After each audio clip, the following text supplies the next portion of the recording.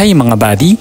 Marami ang nagtatanong kung paano makukuha ang NAEP certificate pagkatapos nating matake ang mga recommended courses ng DepEd sa LinkedIn Learning at magkaroon ng LinkedIn Learning Certificate. Kaya sa video na ito, ituturo ko sa inyo step by step kung paano ito i-claim sa DepEd LMS. Kapag natapos nyo na ang course sa LinkedIn Learning at nakuha nyo na ang certificate, hanapin nyo lang sa ibaba ang DepEd Learning Management System o LMS. I-click nyo ito, tapos open link at mapupunta kayo o mareredirect sa inyong DepEd LMS account.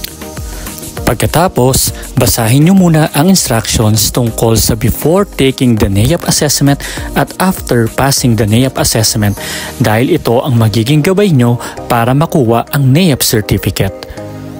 Pero paano kung pag-click nyo ng link ay lumabas yung you cannot enroll yourself in this course? Ganito ang gagawin. Punta kayo sa training.deped.gov.ph tapos sign in gamit ang inyong DepEd Google account. Pagkatapos, sa dashboard, hanapin nyo sa left side yung may active courses. Dito makikita lahat ng courses na tinik nyo sa LinkedIn Learning. Pumili lang kayo ng course, halimbawa, select, develop, organize, and use appropriate teaching and learning resources including ICT.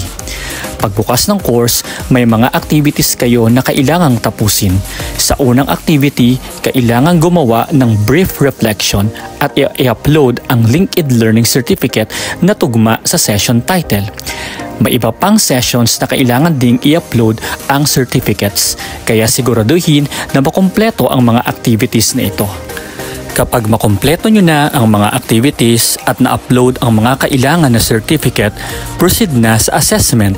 Kailangan maipasa ito base sa required score.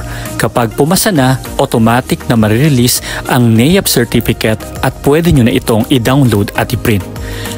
At para sa course na ito, ako ay nakakuha ng 4 hours and 34 minutes. Ang galing, di ba? Hanggang dito na lamang mga buddy, sana ay mayroon kayong mga natutunan. Paalam!